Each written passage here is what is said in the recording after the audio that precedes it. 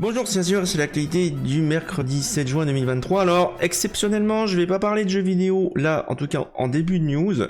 Je vais parler de Twitch qui a fait sensation, enfin le bad buzz on va dire cette nuit, avec ce qu'ils appellent les brand new content guidelines.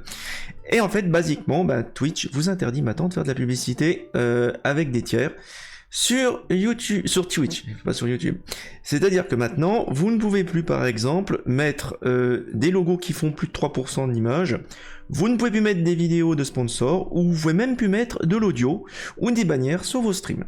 Ça veut dire qu'en clair, si vous êtes un streamer, alors pas comme moi, qui voulait faire carrière sur Twitch, parce que évidemment, quand on veut faire carrière, il faut des revenus réguliers pour pouvoir en vivre. Le problème, c'est qu'avec les subs, le partage des subs qu'il y a actuellement, on y reviendra. Le problème, c'est que les revenus sont très très fluctuants. D'un mois à un autre, ça peut être de tout à rien du tout. Le principe d'avoir des sponsors, de faire des OPSP comme ils disent, les JDG et autres, c'est d'avoir des revenus qui sont beaucoup plus réguliers en signant un contrat. Là, Twitch vous interdit de le faire. Basiquement, ça veut dire que si vous voulez faire carrière sur Twitch, Twitch vous dit non, vous ne pourrez pas faire carrière, vous ne pouvez plus faire carrière sur Twitch. Donc évidemment, il y a un tollé absolument fantastique de tous les streamers des groupes. Alors voyez un peu le problème. Par exemple, si vous regardez l'Evo Japan 2023, si vous regardez sur l'image, il y a un tiers de l'image dédié aux sponsors. Donc queen des organisations sur le gaming, sur le e-sport, même sur les événements de charity, comme en France le Fluff Event ou n'importe quel comme le Z Event par exemple, comment ils vont faire? Voilà, on ne sait pas. Évidemment, Twitch est en train de faire face au tollé un backpedaling. Ils disent que ça a été mal compris, alors que les règles sont parfaitement claires. C'est présenté sous forme d'image. On peut pas faire plus clair que ce qui a été présenté durant la nuit par Twitch. Vraiment, c'est extrêmement clair. Franchement, là-dessus, au moins, ils sont pas plantés, Twitch. Le problème, c'est que derrière, c'est encore une manière de récupérer de l'argent des streamers. Sachant que déjà, actuellement, ils sont à 50-50, ils récupèrent la moitié. Donc, quand vous donnez, par exemple, vous faites un sub chez moi ou des bits, la moitié va dans la poche directement de Twitch. Là, en plus, on vous dit, voilà, si le streamer, il fait des publicités, non, l'argent va dans la poche, pas du streamer, mais dans la poche de Twitch. C'est plus une tendance générale, et je sais pas si vous avez remarqué ces derniers mois. D'abord, on a commencé par supprimer les partages spéciaux de 75-25 ou 60-40 qu'avaient certains streamers, surtout les gros streamers. On a ensuite poussé la publicité sur les streams pour abreuver les viewers de publicité. Et maintenant, regardez bien en haut de votre écran, si vous êtes sur PC et navigateur, vous voyez un gros bouton turbo. C'est-à-dire que maintenant, on vous propose, pour je crois 11 € par mois, de supprimer toutes les publicités. Évidemment, cet argent-là de turbo ne va pas dans la poche des streamers, ce qui fait que là, derrière, Twitch récupère l'argent des subs et l'argent des publicités maintenant. Donc voilà ce qui se passe. Donc maintenant, pour les streamers qui veulent devenir professionnels, bon c'est pas mon cas, mais voilà, imaginons qu'un jour je le devienne, je ne peux pas, je ne pourrai pas faire carrière, et vous ne pourrez pas faire carrière sur Twitch, c'est acté. Alors évidemment, ils sont en train de faire un retour en arrière, ils font du damage control, ils disent qu'ils vont revenir parce que les éléments de langage n'ont pas été compris, ils sont tout à fait clairs pour moi.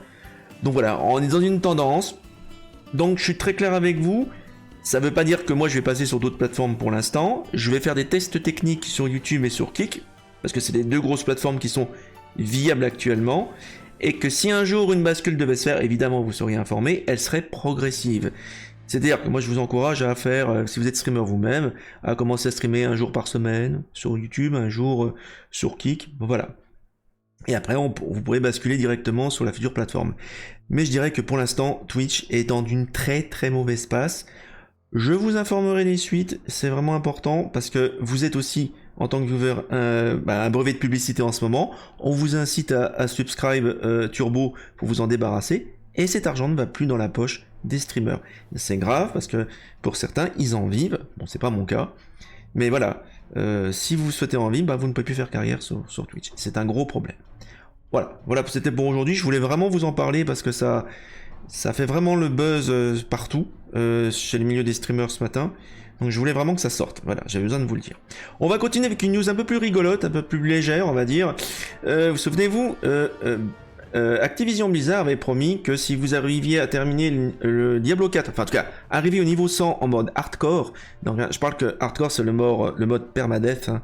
En clair si vous mourrez, vous mourrez définitivement, vous pouvez avoir votre nom gravé sur une statue.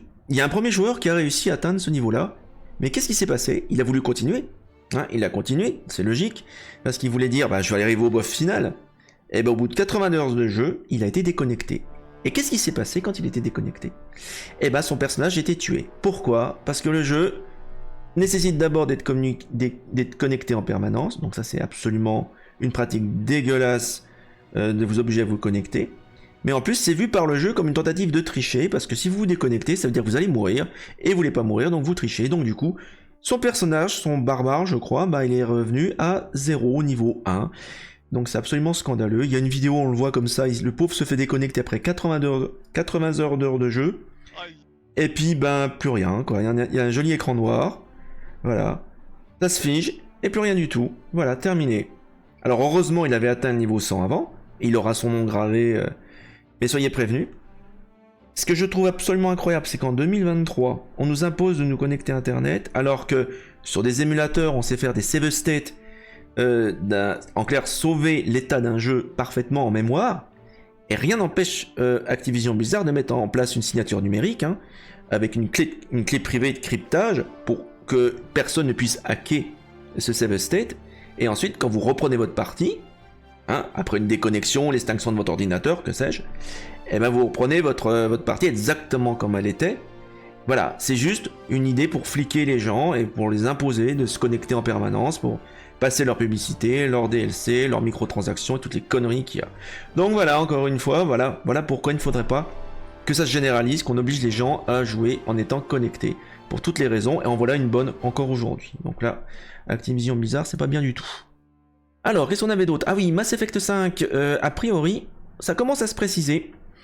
Il pourrait être présenté cette année durant peut-être le N7 Day, qui est le 7 novembre cette année, hein.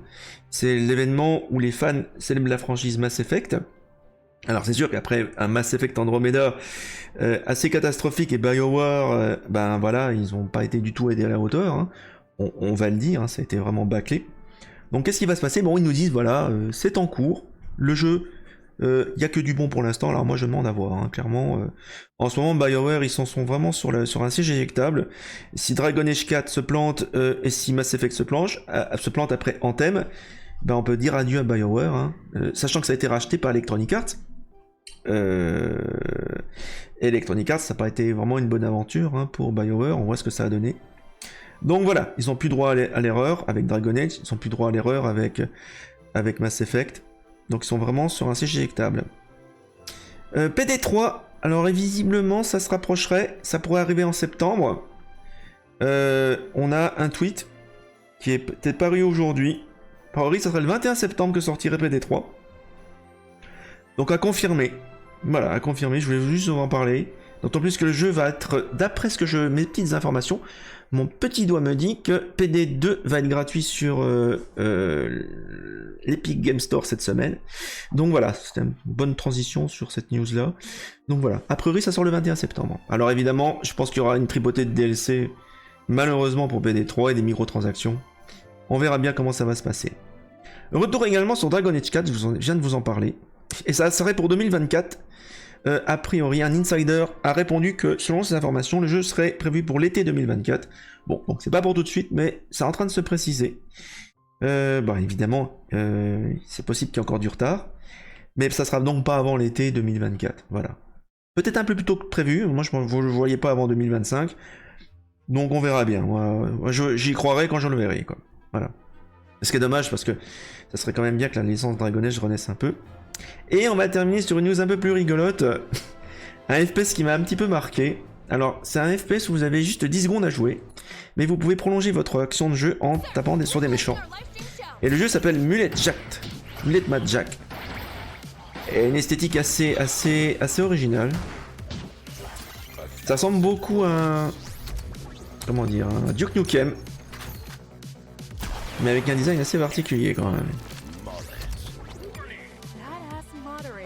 On est dans une espèce de design rétro années 80, enfin néo-rétro on va dire. Et à chaque fois que vous faites des jolis combos, ben vous prolongez votre compteur qui est de 10 secondes au départ. Vous avez des niveaux qui sont générés aléatoirement, donc je regarderai ça, ça peut faire un joli stream ça. Ça peut être fun.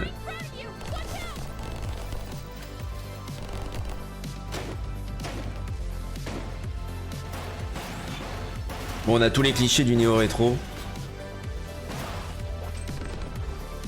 Je pense qu'on aura une grosse bande son synthwave sur ce jeu là. Enfin voilà quoi.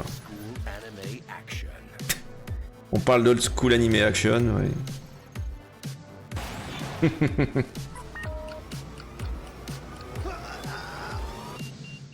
Mais bon, je suis désolé, j'ai jamais vu d'animé comme ça, mais enfin bon, c'est dans leur imaginaire. Hein.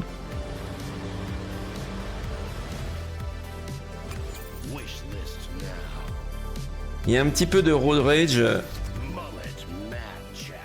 Bon, voilà. Alors, je sais pas quand est-ce que ça sort ce truc-là. Bon, en tout cas, vous pouvez déjà le rajouter sur Steam, sur votre wishlist. Voilà, bah écoutez, c'est tout pour les news d'aujourd'hui. Bah écoutez, on se retrouve demain. En attendant, jouez bien et à la prochaine. Bon, bon, bon.